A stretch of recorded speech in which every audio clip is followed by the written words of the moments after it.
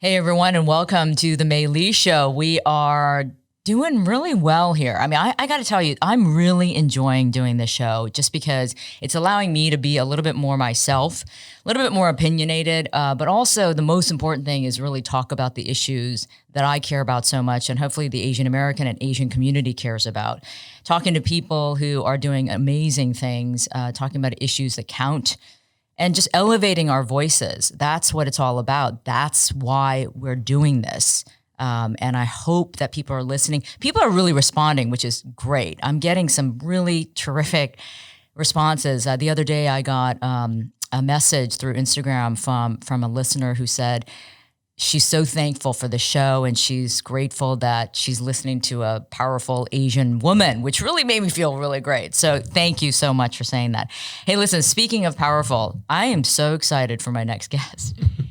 He is cool, beyond cool. And I've got to tell you, he walked in and I'm like, I feel so uncool now. I don't even know what to do. So Ben Baller is in the house. What's up? I'm not that cool. You're pretty damn cool. Yeah. No. You're pretty damn cool. But let me tell people who you are just in case people don't know who you are. And you are a jeweler to the stars. Amazing stuff that you've created. You are a former music executive. You've acted. You have businesses all over the place. And you're a very big supporter of Asian American issues, people, community.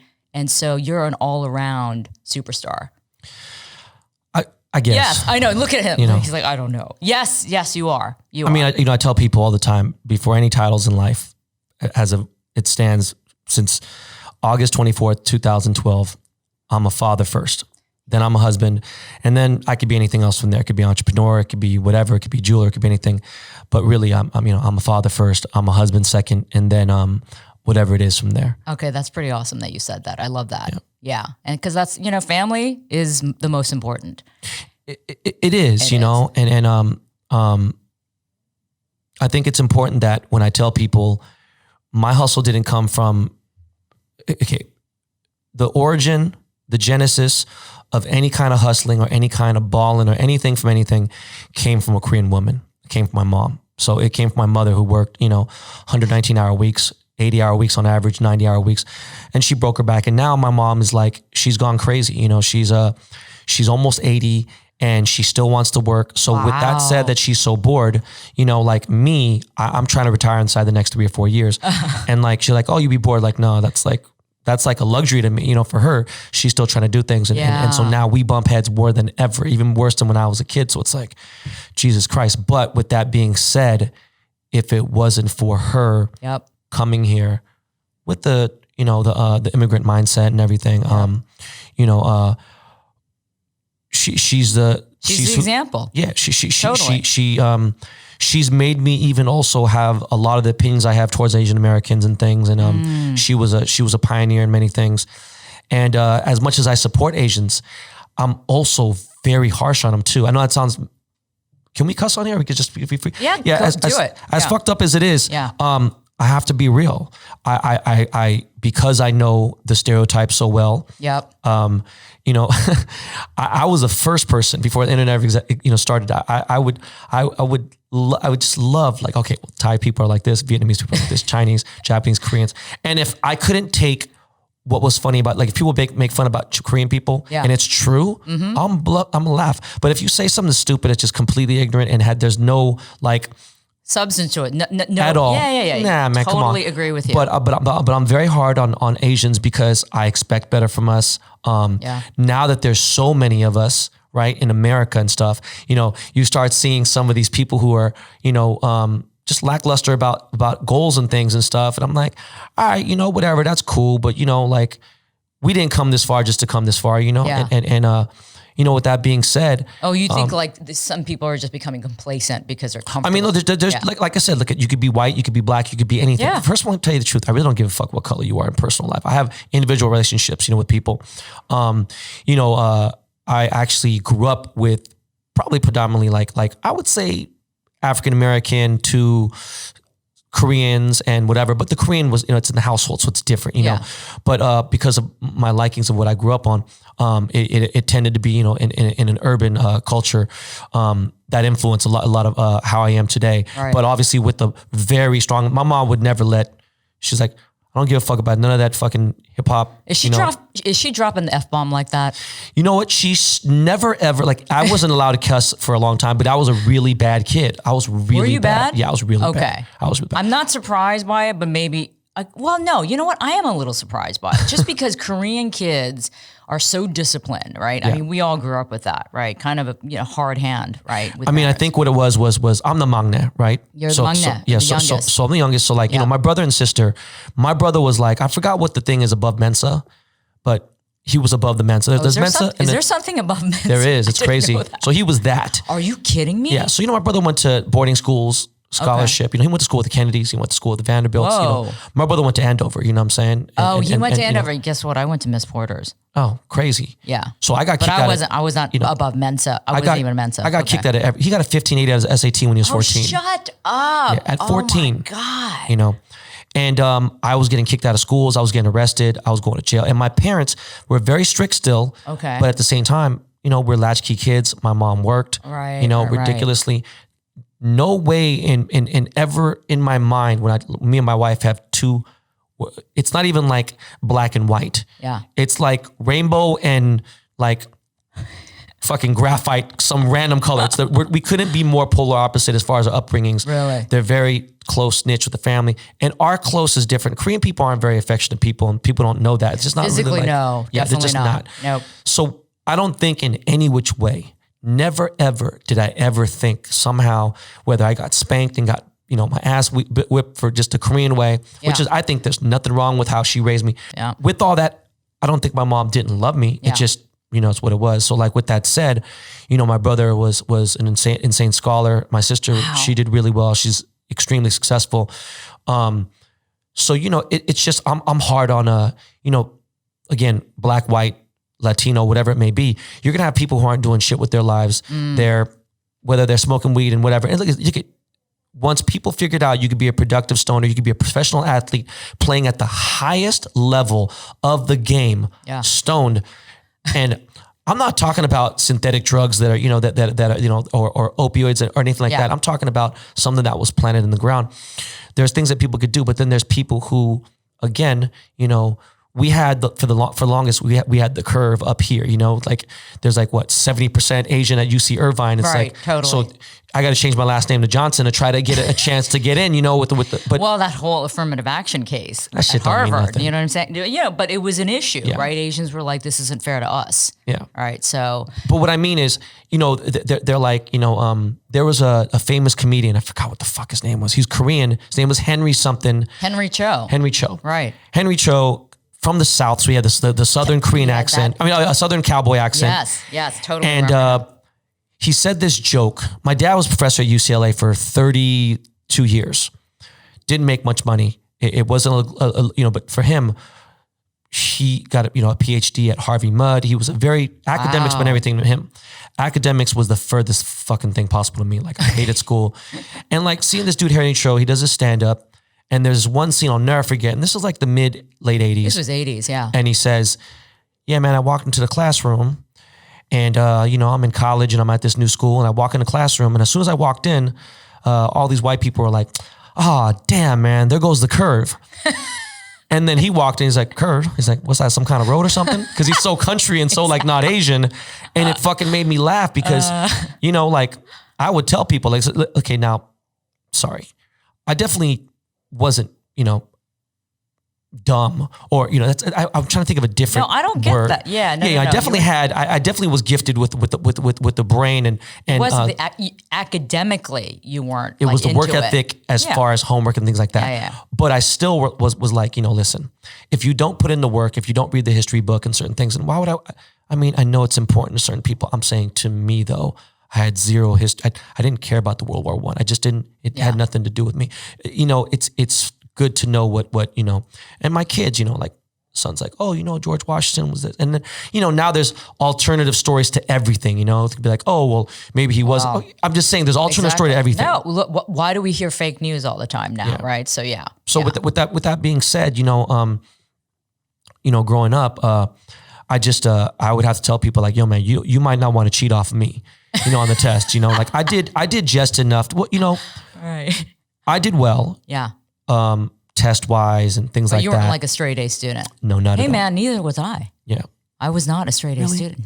No. I would look at it, and this is really wrong, right? Like I would look at someone like you, and if we were in high school and you didn't do well, no, I would be like, yo, you're fucking dumb. Like, what the fuck is wrong with you? Like, I'm being serious, I'm glad I didn't go to school with you, man. Like I would, because the Asian girls that like there was early on, I went to a school that was pretty mixed. Mm-hmm.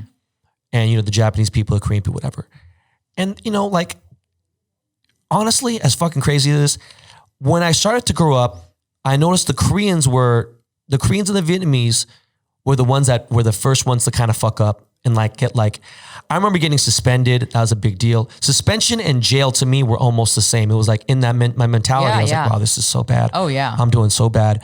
But when I see like people like get a C or a D, it would be the Koreans or like and it'd be like people like, oh man, that's fucked up. Why are you saying that? I'm telling you what my personal experience is. Oh my God. So you were judgmental. Yeah, I was super judgmental against other Koreans. But then when you see these Japanese people or other Korean girls, never Korean girls, I'm sorry, it would be Korean guys, I'm saying. Okay. You see a Korean girl and they're just not like, that's the girl I'm going to cheat off of on the test. You know what I mean? They're going to do well, and especially like, when people, talk about the SAT, they're like, well, the only thing that's actually universal is the math part. And that was the math. That was the part that I did well on. No, I sucked at math. Right.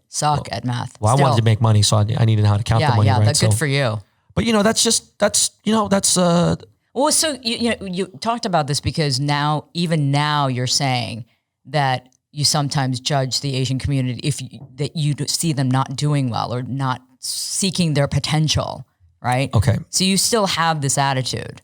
You rarely see, like, I think I saw my first Korean homeless person in Los Angeles, like, in the last decade. I saw one too, and I was in shock. Yeah, it fucked me up, And people were like, isn't that weird? Yeah. Like for some reason, just because we see a Korean or just even an Asian homeless person, I'm like, what? Yeah, no, it's pretty crazy, and it's people like, well, why can't you do this? And it's like, listen, man, okay. Let's say you got a guy, and I could never answer this equation. I can't, and I'm just going to be real with you. You get a guy who comes here from China or Korea, and they have not much. My mom came here with $20. Yeah, it's a true story. Like 67 or whatever. Yeah. And then you get like someone who's here, and they're fairly smart. They could be Latino, African American, whatever. And then this Korean person comes here, figures out a way to whatever. Doesn't speak starts the language. A business. Yes, yeah. Starts a business of certain things. I can't figure out why that can't happen for the Latino or the Black. So that, and again, that conversation could go on for fucking forever. I'm just saying it's a different thing. Yeah. So like, for instance, look at one of my favorite sayings is, your opinion of me is none of my business, right? Mm-hmm. I'm also not here to be liked. As much as people are like, oh, you want to be accepted. No, I want to argue. That's what I like to do. And then when I don't want to argue, I just don't even give a fuck. Yeah. But I'm harsh, like, and a lot of people on social media now, and for a lack of a better term, there's a lot of dick sucking. You know what I mean? There's a lot of ass kissing, and I see it even amongst my celebrity friends or whatever. I'll be like, okay, they'll like this picture before they like their friend's picture or certain things. And then these people are doing well in life. Yeah. And it could be whatever. And I'm like, it's so funny. And I just sit back and I don't comment on that. Yeah. But what I do comment on certain things like, okay, comedy is not objective. What is it's it's up to your opinion, right? Is it funny, totally whatever? Subjective. Yeah, I still think though, there's someone who you could be, you can be funny and talk about Asians. I'm from the old era. I loved Eddie Murphy when he talked about Asians. Andrew Dice Clay can't even fucking do comedy today. It's impossible. Yeah. Because his whole thing was talking shit about gays, talking about this, He was totally on PC, right? Yeah. But it was funny. And when he talked about Chinese people or talked about Asians, and he didn't even fucking know the difference. He's like, yeah, where are you from? Tibet? And I'm like, no. do you not even know the word fucking Tibet till I was like 18 or something? Like, the fuck are you talking about, bro? Like, you know, and obviously we all went through a certain amount, especially being, you know, I'm 47, you know, growing up in LA and people be like, yo man, you're a chink.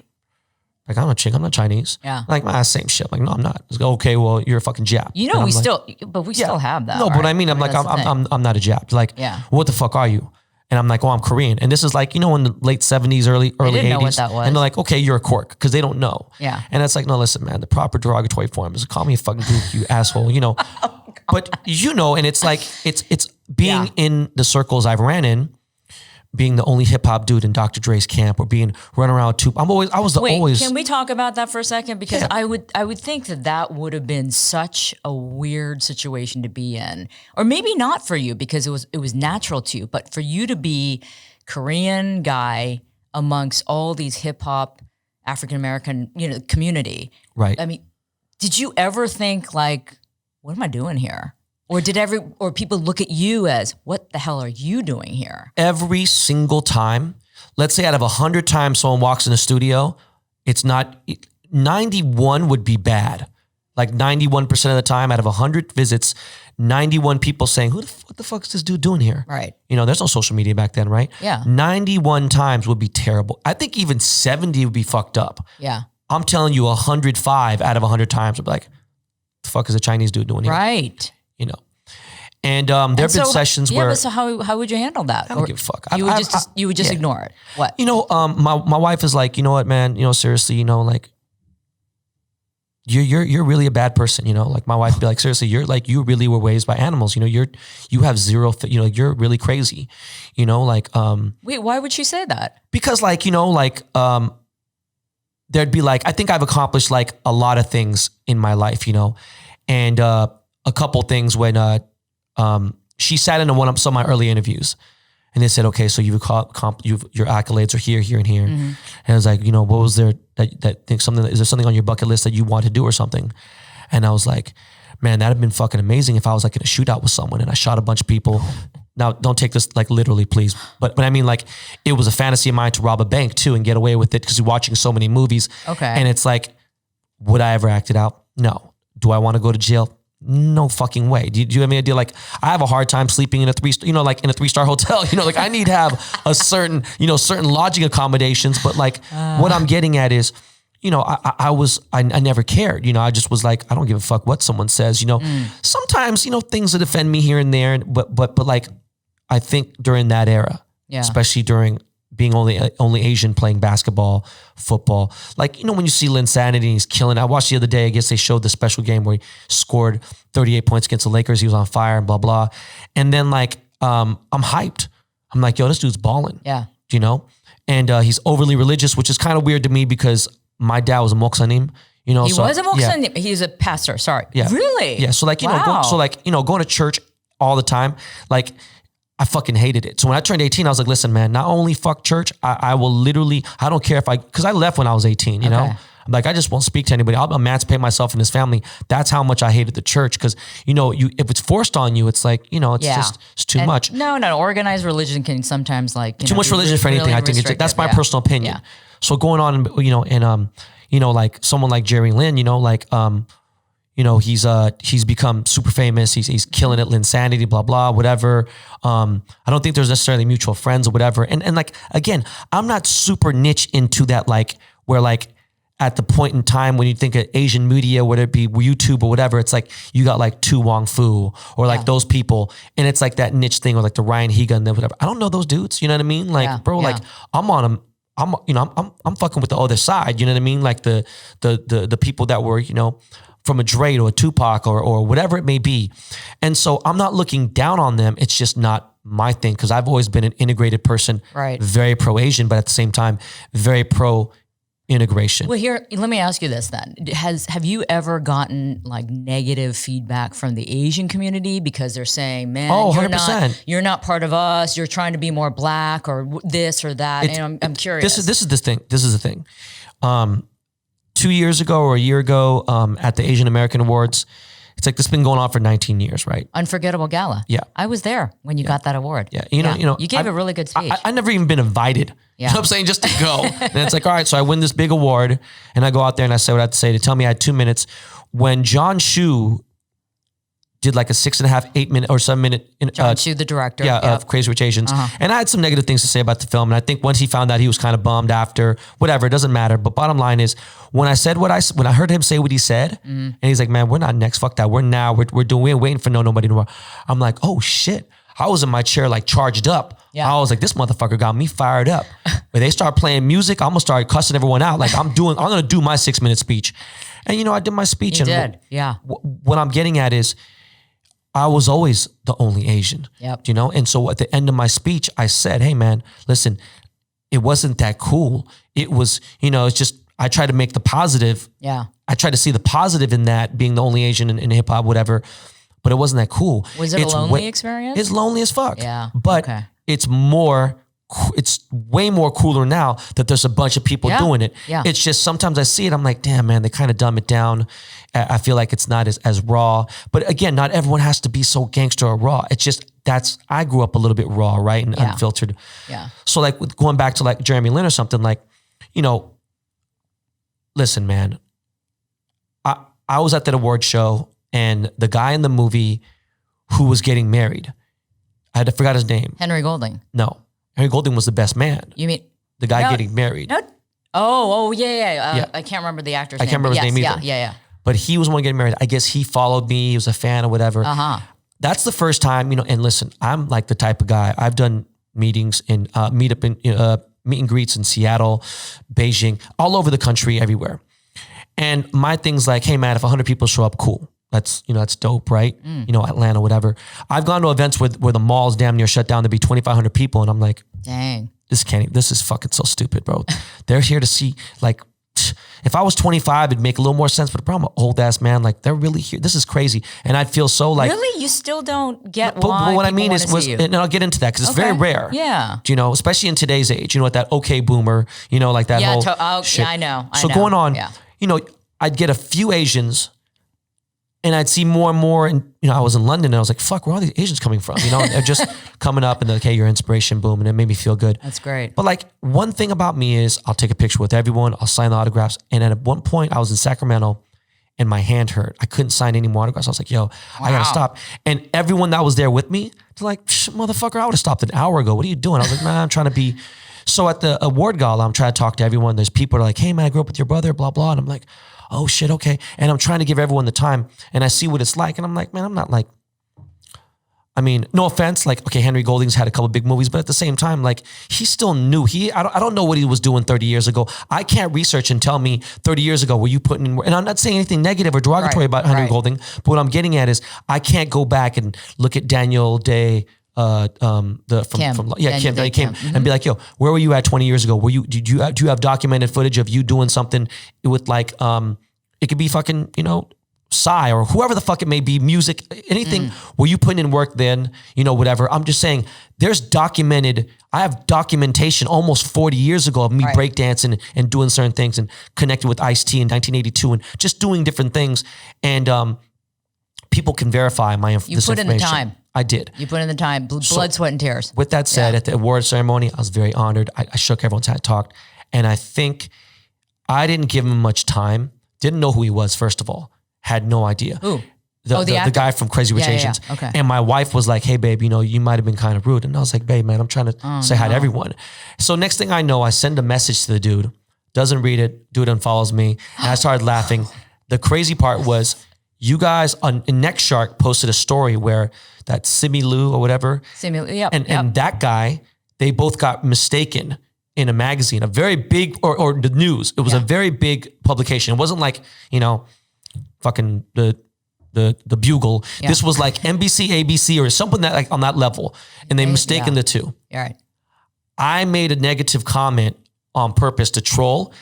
And I realized I fucking mistaken the two. I was talking. Oh, dude. Yeah. Oh, no. And it made it even worse. I was like, fuck me. But anyways, going on, like, I see Jeremy Lin. I'm sitting after all these many years of all the NBA clients, the the best players in the world. They all know me. We've worked together. Yeah. And I'm like, I'm at a point now where I'm not making chains for anybody. You have to be like on some whole other shit for me to even work with you.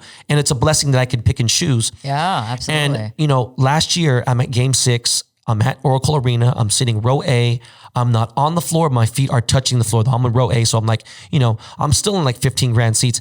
And I see Jeremy Lin and I want to congratulate him. One, you know, bro, it's amazing. You know, you're the first Asian boom at the same time. You didn't play you played 1 minute and whatever. So as negative and fucked up that is, I only say that because I walked over. I know he's got, can you imagine his family's there, his mom's there, everything else, he's proud and whatever. But at the same time, like the Asian community is so welcoming. Like, hey man, even though he didn't contribute to that win, except maybe in practice and we can get into technical things. And I walked over because I was like right there on the floor. I was like, hey man, I was like, bro, man, hey man, congratulations, real talk. I made sure I looked him in the face. I was like, bro, you know, boom. And, you know. Did he know who you were? I don't know. And the thing is, I know for a fact that he has 3 close friends of his and 2 of those are big fans of mine. They've commented here and there, whatever. A personal friend who's not really a big thing. She knows me and whatever, blah, blah. And again, you know, you're in your own world or whatever. But it wasn't like, I was mad about it. It was more like, hey dog, for me, let's say the tables would turn and let's say I want an Oscar or I want a Grammy or something, right? Denzel walks up to me. Me and Denzel are boys. It's the first dude who gave me a job and certain things, whatever. That's okay. Right. Yeah. Let's say I saw John Cho and I didn't really know him that well, but I know who he was. I'm going to reach out to John's hand before I reach out to anybody else's off GP. If you understand what I'm trying to say to you, I'm going to reach out to Aquafina's hand before I reach out to Cameron Diaz's hand. People who I've been running around with in this Hollywood scene way before any of these other people. So, you know, I took offense by it for a little bit, but at the same time, like, yo, bro, like, you know, the reason why I follow Next Shark or certain things is I want to be aware of the Asians that are killing it in the game. Yep. I really do. Yeah. Just so I have that idea. That's the thing, because before we had zero recognition, right? Right. Nobody knew what the hell any of us were doing. Yeah. Because, you know, we kind of were kept to the sidelines, right? Now we're kind of getting more into the mainstream. And so therefore, there has to be a level of recognition amongst our own community, right, and then beyond. But more so, I mean, you know, 25 years ago, over 25 years ago, I'm the first Asian American playing basketball and football in my college, in my university's history, and it's that's like amazing to me. Know, NCAA, both sports. Yeah, and I'm just saying, like, you know, and like, you know, that was probably way more than music business. Music was pretty bad. But that was where I experienced the most racism, the most hazing, the most shit. And I dealt with all that. I didn't care. I actually came back on some Rudy, like I came back with a vengeance and I fought back heavy. And, you know, it made me stronger. It was just unfortunate that, I haven't had that situation with like an actress or actor, certain things. So it's like when someone thinks they're too cool and they're crushing it in Hollywood, whether it be acting, television, whatever it may be, as really wrong as this may come out, because I might not be able to articulate it the way I need to. If you don't know at least one thing about what I've done for putting it down in this thing, like there's Asian rappers who are like the Eminem of Korea now and things like that. Yeah. These guys even are like, yo, y'all can say he's an asshole. You could say what you want to, certain things. Never had a bad experience with this dude. And this dude laid down a lot of groundwork before any of us were out here. And he laid the groundwork in America, which is way harder than us doing in Korea. People can't make it here. Boom. They go to fucking Korea or they go to Asia and make it happen, you know? Yeah. And so, you know, I appreciate those people, but like, that was another thing that, you know, how I connected into the K-pop community and stuff like that. And I'm happy for everyone doing well that's Asian. Yeah. I'm just saying, like, but look, here, man. Let me ask you, Ben, then has something changed in you because you feel like now the Asian community has embraced you more or you're recognized more? You know, harkening back to your speech at the gala, you know, you kind of finally were like, thank you so much for making me part of this. This is my problem. My issue is this. Never once has one Korean, Japanese, Chinese, whatever it may be, not one single one guy did. It was a student project and Justin Chun was involved. I love Justin, by the way. Great guy. And this guy he was at AFI, which is one of the most prestigious film schools in the world. I went to film school. And he directed this short film, put me in it, boom. Not one single person Like John worked with Bieber. Bieber's one of my boys, one of my clients, certain things. And, not one single person, even as an extra, I felt like it was, and this may sound like a chip on my shoulder, but I felt like it's super disrespectful that not one prominent, and there's not very many, I mean, there's very few projects, Crazy Rich Asians is like one of the few, but I'm saying not one single, whether it be Kim's Convenience Store or whatever it may be or anything, not one single Asian director, producer, anybody has ever reached out to even put, I'd be like, listen, I wouldn't take offense if you wanted to put a motherfucking rice patty hat on me and I fucking rode the bicycle down New York City and delivered some Chinese food. No, but what I'm saying is I wouldn't give a fuck. I'd be like, yo, I wouldn't take offense. I'd be like, yo, at least you're like, yo, man, boom. I feel it disrespectful that some of these people haven't even been like, you know what, this dude has been a trailblazer, been a pioneer, was putting in work before any of you. And again, documented. Bro, come on, man. I did Jay-Z's first fucking album. You're talking about one of the most successful, if not the greatest, biggest rapper in the history of history, like, and what I'm getting at is I have more Black Latino people on a daily basis begging me to be in their music videos or a movie and certain things like that. And I'm like, nah, I'm cool. But again, there's really like, I'm not included in those things with Asians. So it's funny. Let me ask you this then, because sometimes I have a theory that within the Asian community still, we feel like there's scarcity in opportunity. Yeah. So therefore, it's like that scarcity mentality of like, well, we can't share this because there's only going to be one spot, one opening, one opportunity for one Asian, right? So therefore, we can't spread the wealth still because we're not wealthy. Like there's not enough. I get that. Right? Do you think there's something to that? Because I kind of feel that. I gotta tell you, not in Crazy Rich Asians, man. There were so many different. But that was one movie, dude. Fast and Furious, the first one. You know what I mean? That's that what there I'm was saying. something. It's like one role. It's not like multiple roles, right? It's like one Asian here, one Asian there. Even in my business in news, I've been a journalist for 30 freaking years, right? There's always just one Asian, maybe. Right. Maybe. And so we're all like, and I've embraced most of the people. Lena Nguyen, right? She's a neighbor of mine. Sharon Tay and me became LA friends market recently. is a little bit different because it's a bigger market for Asians, right? We're talking on the network level, right? But of course, like Connie Chung, I mean, she was the only one. You know how many times I got called Connie Chung when I was a reporter? Hey, Connie Chung! I mean, constantly, because she was the only one. Right now, nobody can name a prominent Asian anchor or reporter on network news right now. No. Name one. No. The average person could not do it, which is sad. No. It's sad. So that's what I mean, scarcity. Like right. No, I get it. What I'm saying is that I was too close to these people though, like directly, like, I still don't think Crazy Rich Asians was a great film. I thought you said a lot about Crazy Rich Asians. I thought it was, and I saw it. I was like, all right, it's cool. Why did you say it was going to take us 40 years back? No, I just felt like, listen, man, you decided to do the movie, and again, okay, you're an American director, okay. 90% of the cast. I know a lot of people aren't in the film. Like I know this girl Fiona. I know a bunch of people randomly here and there. Am I wrong? A very high majority of the cast were Americans, Asian Americans. Yeah, they're Australian, British.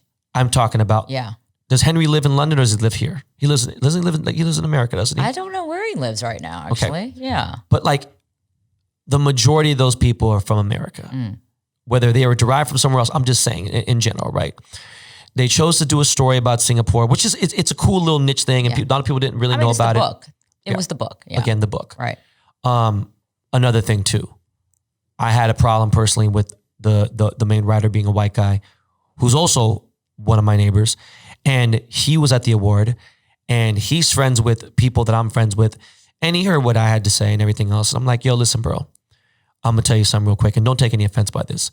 If I walk into a Korean restaurant and they serve solongtang and they serve like kimchi jjigae or something, right? And I see one white person or one Mexican person in there, not only am I walking out of there, I'm going to make sure I say everything bad about this place. And I know I fucks up your thing. Come on. I'm just saying, I'm like, bro, listen, dog. That's harsh. If you're trying to be authentic on that level and you're saying this is real authentic things, listen, man. Now, I would walk out if there was a majority like non-Koreans. No, I'm talking about like just one. If I'm talking about like there's people in there running shit in there, like in the kitchen. Yeah, nah, bro. My mom will go into a kitchen and slap Korean people. Be like, yo, what are you doing? Like, the fuck is this right here? My mom was a cook, like a really good cook. Oh, okay. So going on is I just felt like, man, it was still. I don't know, man. You know, it was, but again, you know what? Hollywood wasn't ready for a Korean menace to society. But the thing is, I've been following Korean film for a long time. Yeah. All right. Listen, if any person who's watched Saving Private Ryan, I'm like, all right, okay, listen. You know how you smell coffee beans and then you go smell like cologne or whatever it may be? Yeah. Like, you know, like the thing to neutralize it? Right. Okay. Go just take a nap. Just clear your brain. Someone who's watched Saving Private Ryan maybe 4 times. Okay. It had a lot of Academy Awards. It was a big film. I only saw it once, but it was awesome. Yeah. Go watch Taeguki. And if you tell me that movie don't fuck your life up at that moment, and they made the movie for fucking, 1/15 of what this is, and you watch that, and then, you think of like, for instance, I've said this on my podcast. I thought Parasite was good. I would give it. I listened to your podcast. Yeah. We're going to talk about that for a second. Your podcast. What I'm saying is, I would give it. You said you gave it a 7 or an 8? I give it a 7. Really? Yeah. Oh, come on. Because I've seen some insane films. It was but now overall, I would give it a 9.5 for how well it's put together. I'm just saying, like, Old Boy was so Old Boy fucking was insane. At the same time, though, to most people, yeah. People think that Cannes is much more prestigious than the Academy Awards. Yeah. And Old Boy did win Cannes. Yeah, You know what I'm saying? yeah, And it absolutely. won. So I'm just saying that there's a lot of great Korean films, and I've been on it in America. But don't you think that the accolades that Parasite got, and I mean, obviously winning Best Picture at the Oscars, motherfucker, I went crazy. I had the stomach dude, flu. I was going to party with the CJ Entertainment people. I was going to go hang and chill with them. I was going to smack anybody who had anything to fucking. If someone grit their teeth at Bong, I'd be like, "What do you?" Get out of here, bro. Stop. That's my boy. But wasn't that such an amazing moment? It fucked me up. Everything me too. about it. I'm still thinking about it. Because it was such a, some people are like, oh, why do you need to be validated by the Western world? That's not it. It's not it. It's the fact that this movie and Korean culture and creativity was being praised. Yeah. Finally, because you're talking about all these movies from Korea from before that, 90% of the population have no idea, right? They've been doing it. Yeah. But the fact that finally it was recognized, right? I'm a little more harsh because I got my degree in cinematography. Yeah, exactly. You know better. And I watch film. And when you get to my top 10 because I have 100 great films that I love. When you get to my top 10 greatest films, 2 of those films are Korean. Do you know what I mean? And one I've seen over 1,000 times. I've watched Chingu. I can't tell you how many times I've watched Chingu. Oh my Do you know what I mean? It God. changed my life. A movie like, I also grew up in around Korean gangsters and black gangsters and everything, but I've always been attracted to anything that has to do with Vegas, scumbag shit, has to do with jail. I'm like hook, line, and sinker. Oh, it's jail? I'm all about it. Like in Vegas and just gambling and weird. Just wow. But going on, I just felt like, you know what, the movie, man, it was so hyped up and things, and I couldn't get behind it. Wait, are you talking about Parasite or Crazy Rich Asians? No, listen, I can't. Like I said, yeah, you're not going to talk shit about Parasite was legit. Do you know what I'm saying? Good. And it wasn't trying to be something else. No. What I'm getting at is all the press are going back, say you should be happy for it. Boom, like I'm cool. And again, some of it was taken out. I shouldn't have said 4 years. I was just saying yo, man, this is how people are going to, since it's such a big thing, that's how you're going to perceive us off of this. And my friend Jamie Chung, who I love to death and we're good friends, she had made a comment and she was really pissed because, she's an actor and to get jobs and certain things and stuff. And in an interview, she had said something like, they're like, oh, so what do you think about Crazy Rich Asians? And she didn't know much about it. And they're like, yeah, so, the star is Henry Golding. And without knowing who he was, she said, well, I hope he looks like he's at least Asian, and she's like, fuck. And she made a public apology. She went and decided she really went 50,000% extra hard to support the film. Okay. I looked at it like, man, I don't know. It's just. But didn't you think it served a good purpose, though, of, again, bringing this movie that didn't just talk about Asians in just one context? It was more of a universal story that everybody enjoyed. Right. And it happened to be an all Asian cast. I think that now today, I would have, and listen, one of my biggest things is, every other episode of my podcast, I say I never apologize. I don't apologize. Okay. I'm not apologizing. I would have said something different. Okay. I would have said it. What would you have said? I would have been like, oh man, good for them. I'm not really that hyped about this film, and whatever. And then after watching it, I'd be like, all right, it was cool. It's this thing here, whatever. When I go back to like 81 or 82 and the Year the Dragon came out and John Lone was out there, and I see John Lone and boom. And it's like, I watched this movie and Mickey Rourke is the star of the film. There's some other people that are playing background. For the most part, it was authentic. It was gritty. It was this, it was Asian. It was, look at that. I'm like, all right, this was dope, right? Why does it have to be an all Asian cast? It is, but cool, right? But what I'm getting at is, I would love to see that happen for something in America that deals with something here in like, whether it be something going on in Westminster, something that's going on in Koreatown. I don't know exactly what the story is. I'm just saying. I mean, Justin tries to do that. He does. Justin Chun. Yeah. He did that movie about the riots and things like that and everything. And it was good. Like I said, I love Justin. Yeah. When I first met him, I was like, all right, if this pretty motherfucker don't get the fuck out of my face, bro, boom. And then we became friends and I was cool. I was like, oh, you know what? Justin's a good kid. Right. Not everyone's hard. Not everyone's tough and everything. I'm just saying like, but again, I hope for more. But the window, like, here's the thing. Before there was no window, there was no door. There was nothing. It was just a complete like barrier for us. All right, you ready for this? There was no window for hip hop. There was no door for anything. And guess what? I made a door. You created the door. Hey man, I was the first Korean American anchor on CNN, right? There was no path before. So someone's got to start that. Someone's got to blaze that trail, right? Right. And so now it's about widening that path. It's about making multiple doors, multiple windows, or not even anything, just like wide open. Right. We're not there yet. But these things are helping, don't you think? But what I'm saying is, when I see too much Hop Sing shit and too much Ling Ling, and like, listen, man. Nope, none of us want that. I remember Lucy Liu early on. She did a couple really cool independent films. She did Charlie's Angels. I was like, dope. But I'm like, how many motherfucking geisha girls is this girl gonna find? Like, oh yeah, that shit's gotta stop. You know what I mean? Like certain things. Like, listen, totally. Bruce Lee is one of my 3 biggest idols. Bruce Lee's got to be number 1, right? But at the same time, I think I did Taekwondo until like about like 10. And after that, I was like, man, fuck this shit. But what I'm trying to get at is like, you don't gotta be good at martial art. Why is it gotta be that? Do you know what I mean? And it's like, some because people, those stereotypes still exist, dude. Of course they do. Right? Of course they do. Yeah, and I mean, it's going to be a long time before those stereotypes go away, if ever.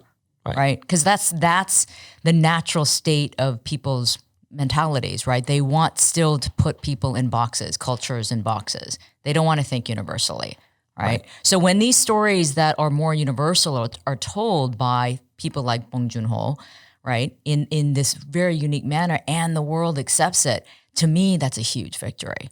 It Seriously, man. I mean, it's astounding. Right? And again, I think people have to take it with like me saying 7.5 and 8.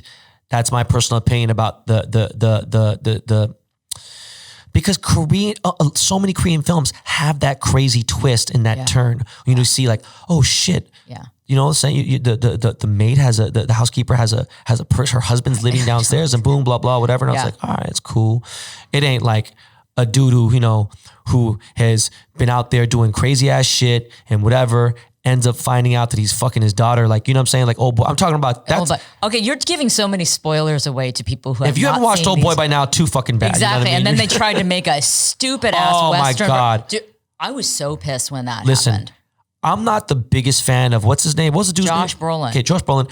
He plays a really good, like, I don't care. No. That should have never been remade. You're not letting me. Okay, go ahead. When you watch Johnny and Karate Kid, and you like, you know what? I remember seeing that movie, and I was like, damn, if I ever see this motherfucker, we gonna jump him. We gonna stab this motherfucker. And my brother is like, yeah, man, how are you, my brother? What's wrong with you? You know what that means, Ben? I was like, what? He goes, it means he did a good job in making you hate him. He played the fucking enemy. And I was like, okay, boom. So Josh has done some great movies here and there, whatever. And then you see certain things. And then that movie came out. First of all, listen, I know people are like, oh, you should listen. No. I didn't watch it. No. Don't need to. No. What I was more hurt by was the fact that I'm such an enormous Spike Lee fan. And Spike, you go after Quentin talking about he uses the N-word too much in his movies or certain things and blah, blah, whatever. And you went around and made a Korean classic and fucked it up like times a billion.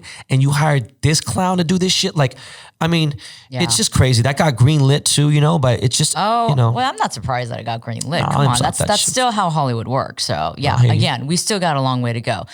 Okay, so let's go. What else? I know, we're just going off here. All right, go. so Ben, I need to talk to you about your jewelry business. Yeah.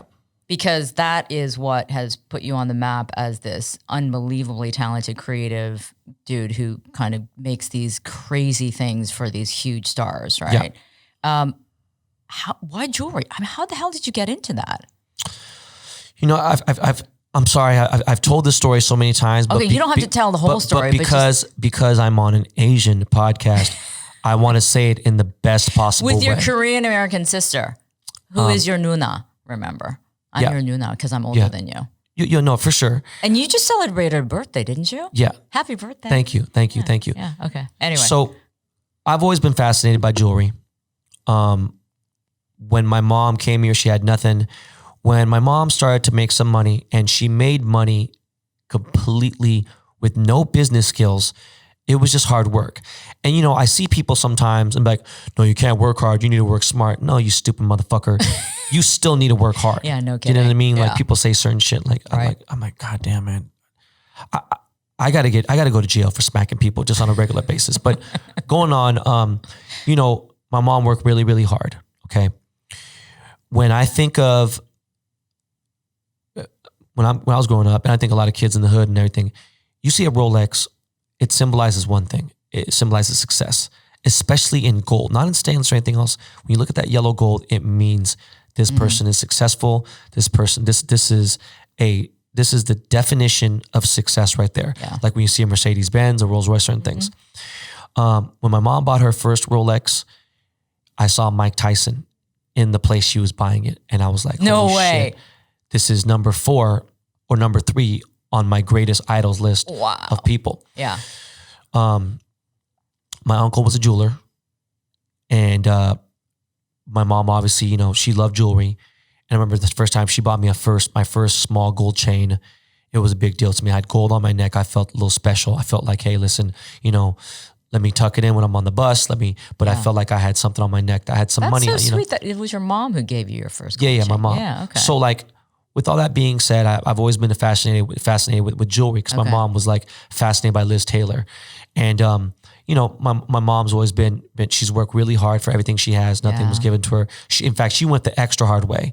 I think I went a really, really hard way. I made so many left turns and so many dead ends. She didn't do as many left turns or dead ends, but she had much more hardship. Oh yeah. Oh yeah. So my mom was also I think the first in the first 5 Korean women to own a business in Los Angeles County ever in history. Yeah. Whoa. Okay. Yeah. That's huge. Yeah. And so ever since then, she's always been, on the board of things in Koreatown. So going on, I was fascinated with jewelry. At the time, around 96 or 97, I was working with everyone. I was a vice president of Aftermath Entertainment, Dr. Dre's record label. Eminem just came to the label. We have a lot of hits. We got a lot of things going on. I have some accolades under my belt.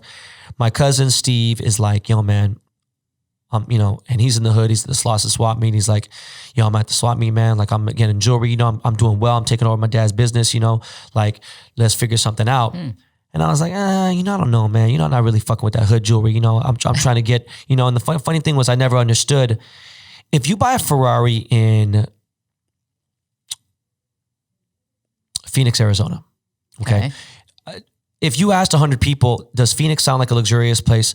I don't think that at least 90% of the people would say no. I would agree with that, yeah. So now if you say, I'm buying a Ferrari on Fifth Avenue and Park, I'm buying a Ferrari in Beverly Hills Ferrari.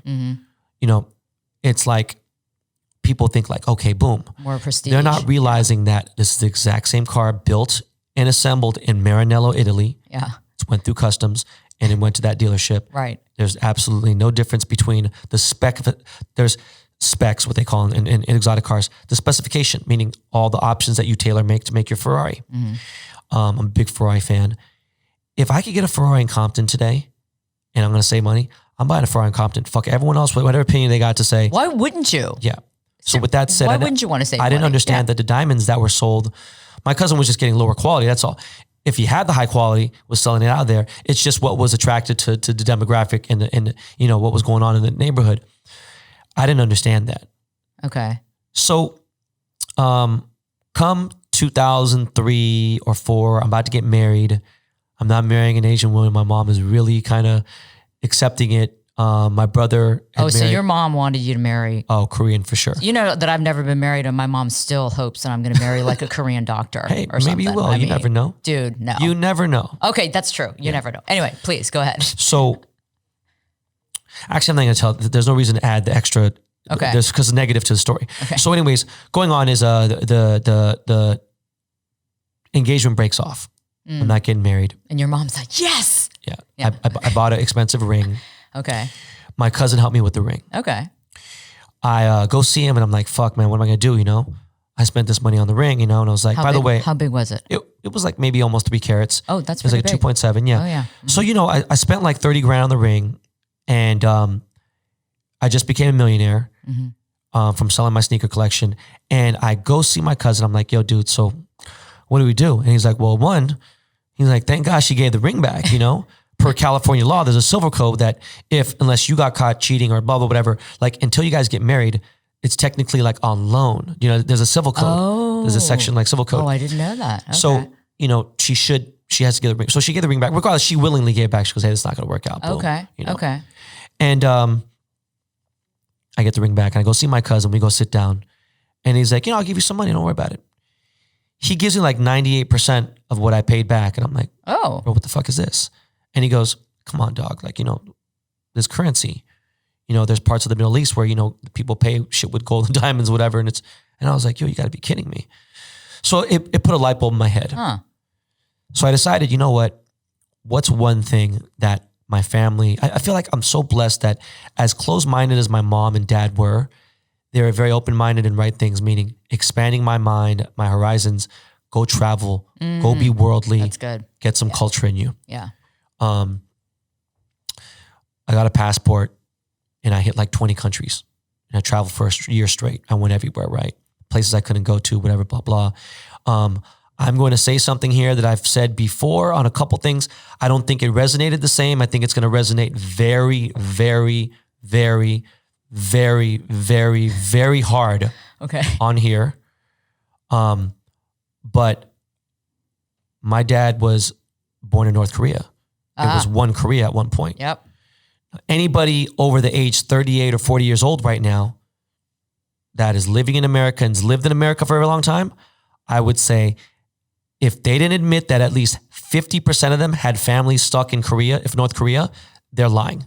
100% full of shit. It would be more than 50%. Yeah, I'm just being fair. Yeah, my family does. Totally. Yeah. So with that said, imagine the already racism going on, me growing up, and then people finding out, wait, man, your dad has people from fucking Pyongyang? Like, the fuck's going on here? Boom. Right. Going on and forward. When my mom and dad got divorced, I had no idea my dad was having these retreats, and he had a company called One Korea Movement. He's trying to reunify North and South Korea. Okay. So my dad, he lost contact with his mom. This sounds so crazy, but it might have been 20 years. My dad's life was even way harder than my mom's. It was crazy. He walked to fucking from North Korea to South Korea. I don't know what the kilometers are or whatever, but he would go into the mountains. He would teach GIs how to speak English, and he did whatever he could. Boom, met my mom. With that being said, he found his mother, my grandma. Oh wow. Some of these stories are anybody over 40 that has any sort of brain will be mind blown by this. So my father started finding other people's families and reuniting them through letters and things like that. Wow.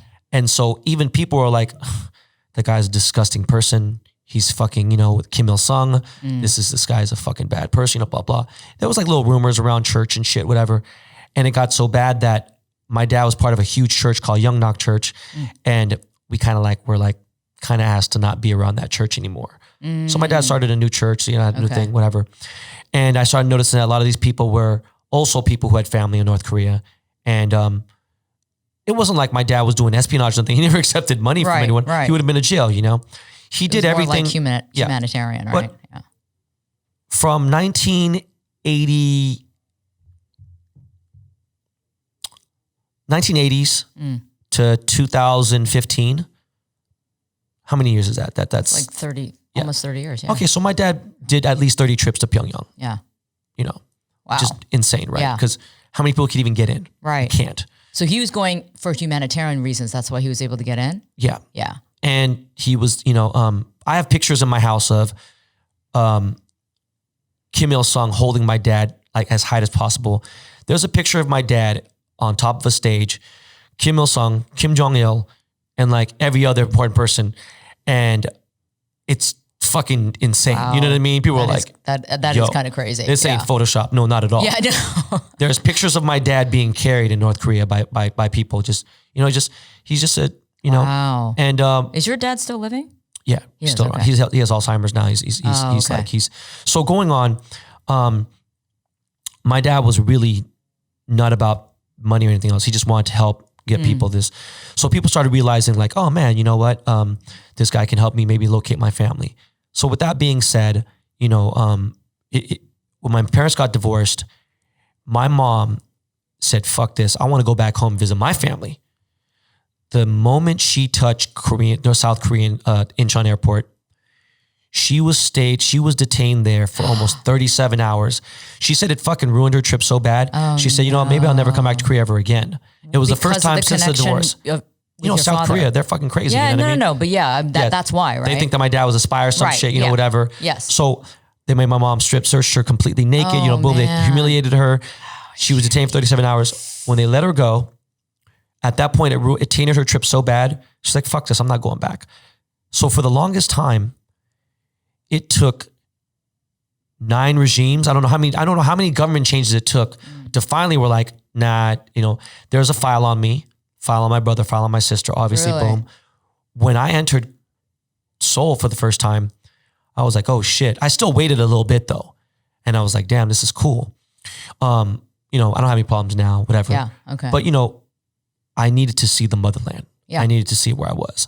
And I couldn't believe the pictures I saw of my brother being born there, pictures I saw of the city, and then you see what it's it done. is now? Or- It's not even like New York is like chicken shit compared to that. It's like, no. Yeah, people it's have times no 1,000. They have no idea what Seoul is like. City change Yeah. every 3 months. You know? Yeah. So I decided to travel. Okay. I was thinking about opening up a boutique that had the best barbers, that had white t-shirts. So you get off a plane, all these rappers or entertainers or executives, they get off the plane. You go to get a barbershop, boom. You know, you get the hot tail treatment, you get a shave, whatever. Get your fresh white tee, get your fresh Nike Air Force Ones, Okay. some cool art books, some Rizzoli books, some Taschen books, some cool shit, a little bit of culture, some candles, cool things that I thought were cool. Yeah. And it'd be like a one-time thing. Started doing some research in it.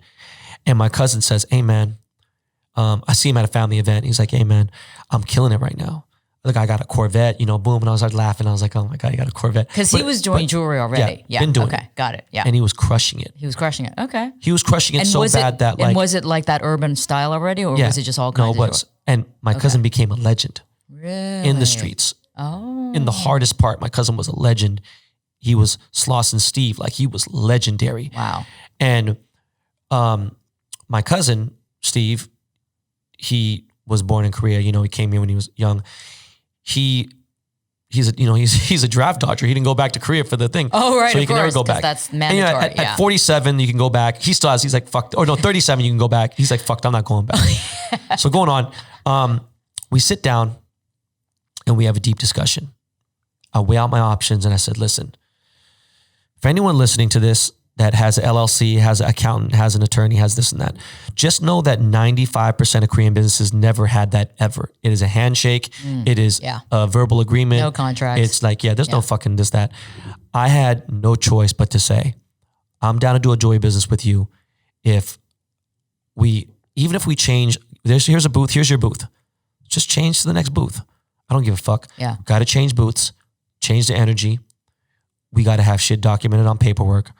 got to have percentages, splits, everything. And you have to let me buy in. Can't just do it on the thing. You wanted a legit business agreement Had with to. your, okay. No, I think that's smart. We start that. I immediately make some phone calls to my rapper friends and everything else. Boom. I land Pusha T and Malice, one of the most famous hip hop hardcore groups called the Clips. I did their piece. Yeah. Then after that, my boy is engaged to Mariah Carey. I hit him up. I'm like, hey man, I want to make Mariah Carey a piece. Like, let's do it. Mariah Carey is my next client. Then Fat Joe, then The Game, then Nas. And it just trickled to Travis Barker, and it just kept going and going and going. As I'm doing this, I'm making it up as I'm going along. Are you really? I have no formal training as a jeweler. Right. That's I'm a salesman. Yeah. I don't know what's going on. Now, my uncle has been doing jewelry forever. He could work circles around GIA professionals, everything else. Okay. Just what it is. Think about Harmony who's making food and everything else, right? Yeah. And then think about a girl who's like, hey, you know what? I'm going to go to culinary school and try to figure this out. But I'm going to start a fusion restaurant. Oh, you know what? I think I'm going to make a solongtang. I'm going to make a tenjang jjigae or something, blah, blah, whatever. And then she makes it and like, nah. Not the same. You ain't got that spice in there. You feel me? Yeah. And then the Harmony she does. You know what I mean? Yep. So going on, no professionals at our company. And I'm like, how's this going to work? So meanwhile, I have lessons from my cousin. I have lessons from my uncle, and we're going back and forth. And as I learn, my marketing is so great. And I say this in the most humble way. It's just starting to snowball. Right. At that same time, within about a year or so, the biggest jeweler on the earth, who was my mentor, like I looked at this guy like an idol. His name's Jacob the jeweler. Okay. He got arrested. For embezzling. It was a big scandal, whatever. When he got arrested, they didn't want to go to him. They were scared of him.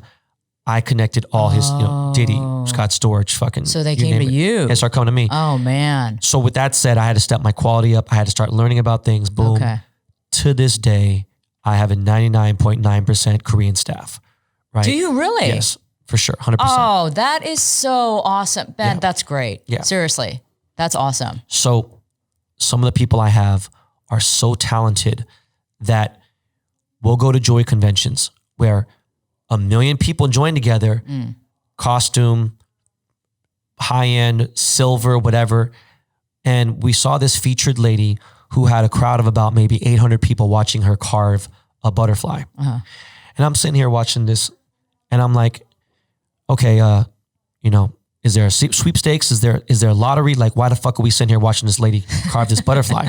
And some guy looked at me and was like, this is a white dude who has no idea what's going on. This is maybe 2011. And he looks at me and goes, could you shut up and watch greatness happen? And I looked at I was dumbfounded. I looked at all my partners, looked at my cousin. I looked at, Jimmy, who's my wax carver, master wax carver from Korea. And I looked at him, I was like, nah, something's going to happen. Yeah. And then she takes a break. She takes a bow. There's a standing ovation. This is an enormous arena. This place holds thousands upon 50,000 people. And there's just so many people and they're clapping for this lady. And I'm like, okay, they're tripping. We come back to see what's going on. And she's been doing this for like a few days. And they're like, and people are just watching this? Because she's very, very crafted at her skill as a jewelist. It's like watching paint dry though. No, it's not. No, it's not. It's like, it would be as if Murakami was painting a picture. All right. Okay. So they're showing it, right? And then at the end, these people are looking at me like, yeah, you think you could do better? And I look at my cousin, I'm like, hey bro, am I crazy? And he goes, no, you're not crazy. And I'm like, no, hold on. Tell me it didn't take her 3 days to do that. Yeah. And he's like, yeah, it did. And I was like, okay, what's going on? And he goes, Ben, what's going on is we need to give Jimmy some money. We need to do something. So at that point, we bought Jimmy a Mercedes-Benz. We got him his own place. We started taking care of him better. Okay. Gave him a 6-figure salary. Because if Tiffany & Co. found out who my employee was, it offered him 4 or 5 times his salary and everything else. Take him on. Okay. So what that lady did in 3 days, Jimmy does in about 3.5, 4 hours. Wow. And better. Dang. Is he still with you guys? Yeah, of course. He's not going anywhere. Man. I have insured his hands for $2 million. Have you really? Yeah. Oh my God. So there's so many different processes of jewelry making, right? And certain things. And I just started getting better and better with what I did. Okay. And I learned every single process except that. That I didn't need to do because we have CAD. There's 3D machines that build these. Right. But we still use the hand carving for the certain projects, the special ones. So, I got better and better. I started learning the game. And then I started to learned it so well that nothing's better than having hands-on training. Yeah. Okay. Yeah. If you do some hands-on training, you do some other research, you could learn a lot instead of going to GIA, which I don't tell people not to go to GIA school. A couple of my employees have GIA degrees in gemology. In 2017, I won Jeweler of the Year. 2017. Yeah. Awesome. I'd say 99.9% of the jewelers that are on Instagram that are popular doing these pieces for celebrities, everything else, none of them have even been nominated before ever. Yeah. And they don't fuck around. They go through, they comb through. There's millions of jewelers in the world. I won. Yeah. You know, this is a big fucking deal. Yeah. And when I won, I came downstairs. My sister styled me. Now I'll bring my sister's name in. My sister is not maybe the top 3. She's either the biggest stylist in the world or she's either the second biggest stylist in the world. She's huge, right? When I it's didn't know this until I did some research. She's the biggest. She's styled almost every president-elect. She's styled, I think it's been 17 years since she's not had at least 1 or 2 Academy Award winners. I'm talking about Gina Yang? Yeah, Jean Yang. Yeah. So my sister styles me. She dresses me for the award. And I go downstairs and these people, the handlers are waiting for me and they say, "What are you doing? Like, what are you wearing?" And I was like, "Oh, it must be a rhetorical question, right? Whatever." I was like, "Oh, it was a rhetorical question. I'm sorry." I thought they were serious. And I'm like, "What do you mean what I'm wearing?" "I'm wearing Dior. This is a fucking Dior suit. This is a 5,000. I look good." And they're like, No. Ben, you won because you completely changed the world. Jewelers are only in at least a polo or button down, let alone they're only in suits at the level of work that you're doing. And I'm like, I don't wear no motherfucking suit unless I'm going to a funeral or a wedding. I'm not wearing a suit. And they're like, "Please go upstairs and put your streetwear clothes." And I'm like, "Shit, you ain't said nothing." I go upstairs quick. I'm like, "Let me put my streetwear clothes back on." And I get my award. Like, "Hey man, you know, you see more jewelers with tattoos now. You see this, because this, you and broke this." the stereotype. Yeah. Same thing with hip hop and listen, exactly. No Koreans, unless you were Yakuza, and people don't realize a lot of Koreans are Yakuza. Yeah, totally. You don't see tattoos on people. I'm still to this day not allowed. I stay at the Park Hyatt. They won't let me be in the pool. Oh, they won't? No, still Wait, no the way. Park Hyatt in Tokyo?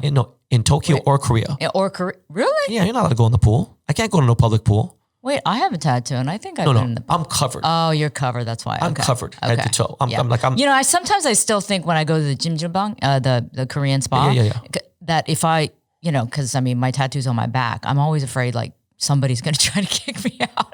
I don't know if that's stupid or not. I don't know. But anyway. I'm sorry. That was that was the short version of it. Okay. But I became a jeweler. And, a huge one, dude. A huge one. And I embraced it. Yeah. And now you just do custom pieces, right? You don't even... I have a store, I have a boutique, I have a line. A lot of these people who do what I do, they don't have a line. Yeah. They sell other people's jewelry, they sell their stuff, blah, blah. Like Cartier has a line, Van Cleef has a line. Yeah. Harry Winston has a line. We have a line of jewelry. We're in Beverly Hills. Right. We have a boutique. I'm very proud of it. It's a beautiful place. But yeah, Can I ask you about one piece that you did? Sure. For Elon Musk. You did the Tesla ring for him. And you gave it to him as a gift. And because you admire him so much. Right. And then we had got into a disagreement and... You did? Yeah. About what? I got stuck in a Tesla. I got stuck in my Tesla. Okay. I got locked in for 47 minutes. Oh no. I missed my wife's birthday party. Oh no. Yeah. I couldn't break the window. No. Yeah. Couldn't get out. I documented it in real time. With that, when that happened, I didn't think anything of it because it was my Instagram stories. Okay. It got out to all the Tesla fans who hate Elon Musk or the Tesla haters. Yeah. And it got back to him. No. And he was like, "I want nothing to do with Ben," and blah, blah, blah, and everything. So yeah. And with that said, when that happened, it happened pretty quick. His executive assistant had emailed me and said, "Yeah, your upcoming meeting with this, and this is not going to happen with Elon anymore." I was like, "Oh, okay, cool." I was like, "Check this out, man. Listen, you know what? You're not going to punk me like I'm some. I don't give a fuck how many billions he has. I don't give a fuck who he is, whatever. Fuck this dude." So I went to my Instagram and I posted a statement. And I said, "Listen, I gave the girl's first name, his number. I think she makes $400,000 a year. I mean, that's how big of an assistant she is." And I put her name on there, boom. And I said everything that was wrong. And I said this, and this, and I was fucked up. If anything, if you were fucking cool, if you were a good dude, you would have wanted to sit down with me even more and figure out why that problem happened. Yeah. Right? Oh, geez. Okay, that's not good. I owed $65,000 on the car still. It was a $175,000 car. It was a top of the line, boom. And 3 days later, the car's picked up by Tesla. No questions asked. I signed some papers. They paid the car off. I get my money. No way. It was done. I put that thing out there. That girl got fired. Oh, Yeah, she lost her job. A lot of people. It started a lot of shit. To this day, I know random people that work for me that have gone to Tesla in like Orange County and they're like, in. "Oh my God, you work for Ben Baller?" No, it's not even that far. It's even crazier than that. They'll go in there and be like, "Oh man, has anyone ever been locked in the car? Because I'm kind of worried about this and whatever." And they're like, "Well, you ever heard of Ben Baller?" That's an employee from Tesla saying that. That's how bad it went viral, how big it went. And I'll never get it again because I have 3 kids. Oh, Do you know, like what if something happened? That's what if it was a terrible. hot day? You know, it was a fucked up situation. Dude, I was thinking about getting a Tesla. Maybe I should. Listen, you should. Go ahead. No, I'm not going to get locked in the car for 47 minutes. I was one of maybe, 100,000 cars or 50,000, whatever it is. Sucks. Yeah. And then when I posted my thing, that meme, and it went, 25 different people showed me all the issues they were having with their cars. No kidding. Yeah, it was crazy. Okay, well, maybe I got in a car accident 2 weeks ago, so I'm thinking, Oh, I'm so sorry. Yeah, and it's, I have you'd probably be surprised, I have a 911. Nice. Yeah, but I got rear-ended on the 405. You're way cooler than you fucking say you are. I know. I don't like to talk about my car, but I thought, with you I would. But yeah, I got rear-ended by a GMC truck on the 405. Christ. Yeah. Anyway, because I know you're a big car enthusiast. Yeah, for sure. But anyway, listen, Ben, I don't want to keep you any longer, but I could seriously talk to you for hours. Yeah. Honestly. I mean, we got. Do we? We got a little more time. Do you want to keep talking? I would love for you to ask me something else. I mean, yeah, but I mean, if there's something else that that could benefit the Asian Americans out there listening to this. No. Keep going. Okay, no, I will keep asking you then. I just wonder where we're at right now. I mean, where do you think we're headed as a community? Because I feel like, okay, here's the reason why I started this podcast. And I think we share maybe the same notion. And I will mention to the audience, you reached out to us when you saw that we were going to start this podcast. You reached out to Benny Lowe, who's the founder of Neck Shark, right? And you said, I love this idea. I want to come on the show. And we were seriously so thrilled when we heard from you. We were like, God dang, Ben Baller wants to come on the show. Because I think you realize the significance of what we were trying to do with the show. Right. And I'm just going to tell you, I really appreciate that. Oh, no, it's nothing. Please. And the funny thing is, I have no shame. You know what I mean? I'm not too cool to do anything. And like, I'll tell you this though. It's awesome to hear that, seriously. Because you could be a real dick. You know what I mean? No, I am a lot of times. I say that with, Right. it's sincerity, just because, I've been in this business for so long and interviewed so many different kinds of people. And really, I have interviewed some real jerks, right? Who have attitude for no reason. And even if they did have a reason, it's like, you know what? Just be cool. Right. Be human, be civilized. Right. Okay, well, let me say this. I say I'm a dick and I say I'm an asshole and I say I'm a jerk, but anybody that's willing to have a civil conversation with me and you didn't go out there and attack me in a very bad way, someone tapping me on the shoulder, doing certain things might annoy me, whatever, but I'm talking about like people start to realize, well, what kind of interaction did you have with Ben? Yeah. Oh, you did? Dude's actually a cool dude. He's actually way cooler than he says he is, because he tries to downplay him being a dick or being a jerk or whatever, but he's cool. FYI, I have one of the fastest growing podcasts on the earth. And with that being said, I've only reached out to one person, and that was Joe Rogan, because he's the biggest of the biggest. Yeah. And I know that me being on that show would change a lot of minds about how people look at Asians. Not doing it for I've never wanted to be famous. Yeah. Always wanted to be rich. Never wanted to be famous or anything else. Wait, did you say you always wanted to be rich? Always wanted to be. Okay. I did. I'm sorry. No, I love the true. honesty. No, I think that's awesome.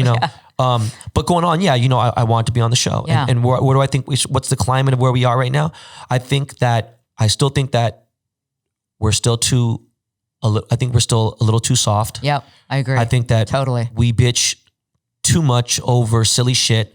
We've gone so far without the bitching.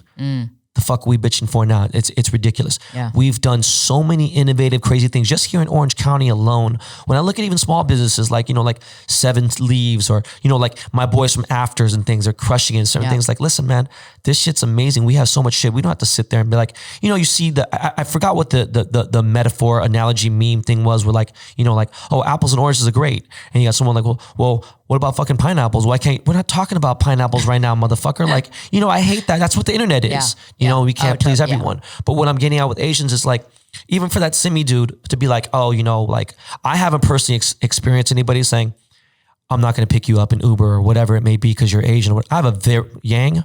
Come on, man. You know, like my last name is, but at the same time, you know, I'm sure it does exist. People just make it up, you know. We still have a fight to fight. I mean, that's the thing. We do. Yeah, we do. We do. Yeah, that's the reality. But we're so good that, like, especially like, listen, man, we have some great stereotypes. We have some terrible ones. Yeah. But at the same time, like this whole situation with Andrew Yang, I was bummed out that he stopped. I was supporting him. Were you surprised?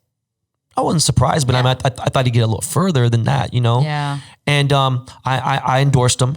And, you know, I was happy to see people, so I endorsed him. I had him coming on my podcast. Now, I don't know if it's, I mean, I guess I should, you know. Still do it. Oh, yeah. And I had to go through a lot of like, it was like, you know, it was. We've been trying. I finally got a hold of him. Did you? You know, yeah. And we're like, all right, let's do this here. Boom. And I was like, all right, we're going to fly here. So obviously it might be easier now, but I got him. It was 15 different people reached out to him. And then finally his campaign manager hit me. And then his other guy hit me. And I was like, oh shit, now we're on WhatsApp talking about this. Now we're not just on emails, like we're going forward. My boy Bobby Hundreds, he had an event at his house for Andrew, like a fundraiser thing. Anyways, going on, this is what I think. I never wanted to be black, no matter how much hip hop music I liked. Never wanted to be white. Never wanted to be anything else. I've always been proud of my heritage. Okay.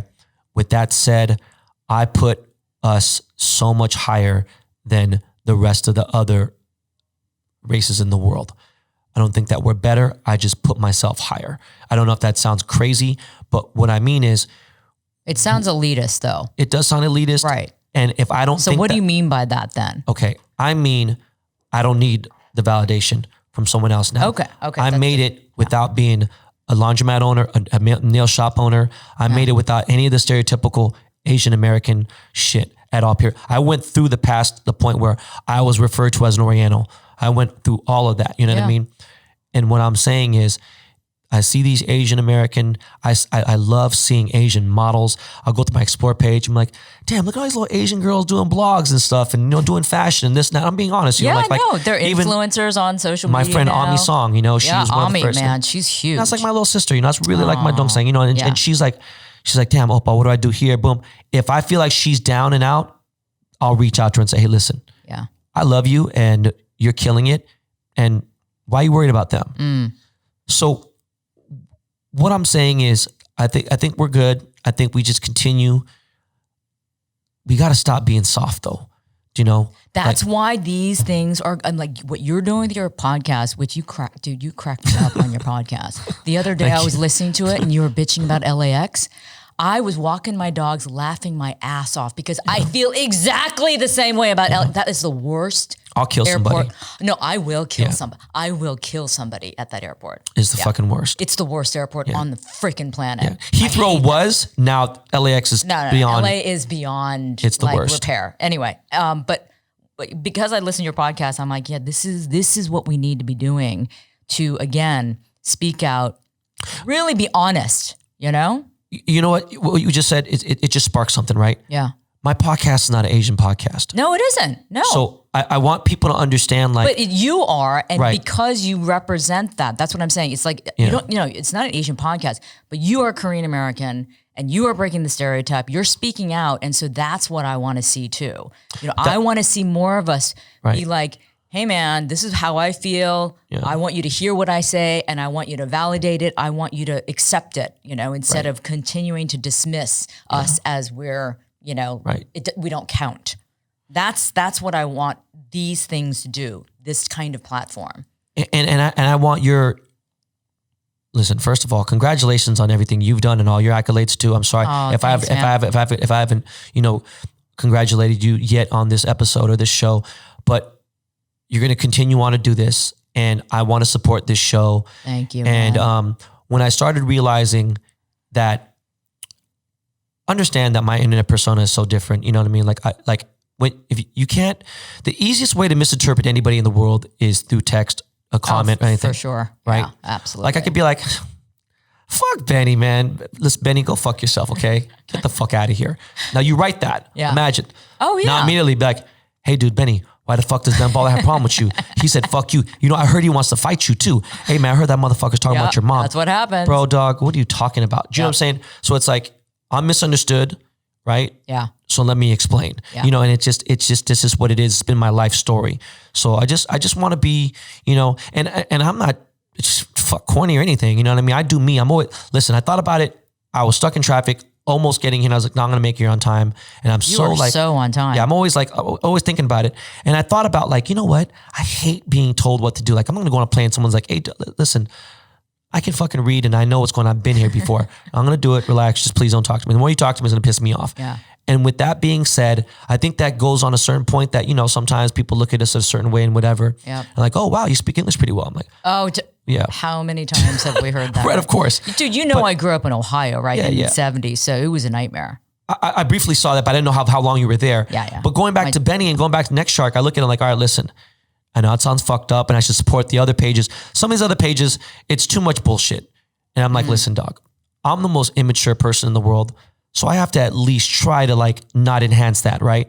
And, you know, I go to Next Shark, I'm like, hey, listen, he went through the point to at least get verified, be official. All right, there's enough boba to where I'm not going to get annoyed by the boba post.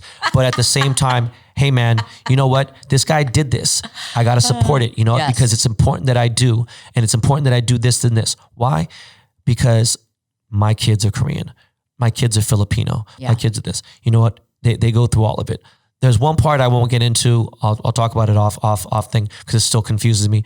But, you know, again, my dad was much harder on me than you would think. He'd be softer on me in certain things. I'm a lot harder on us because I demand more and I expect more. You know, Phil Jackson in his book, he put, have no expectations, you never be disappointed. No, fuck that. I demand more out of life, you know, like I want more. We strive for excellence. There's nothing wrong with that, man. And I think that's part of the Asian culture for sure, to have those, you know, expectations to excel, right? And that's why immigrants who speak no English come with $20 to this country can make it. But now, before we get off this, I need the Asians that are here now to do that. I agree. It's fix your credit, get your shit right. Listen, man. Guess what? You know why? You and I, we worked our asses off, right? To blaze that trail. Yeah. Really. And I'm going to say that that's not arrogant. This is the truth. We blaze the trail. We don't want these young kids to be like, yeah, whatever. We don't respect that or we don't care. Screw you, you know? Now it's your turn, right? You got to work hard too. So I strongly agree with you. Oh, for sure. Definitely. Oh, Ben. This was so awesome.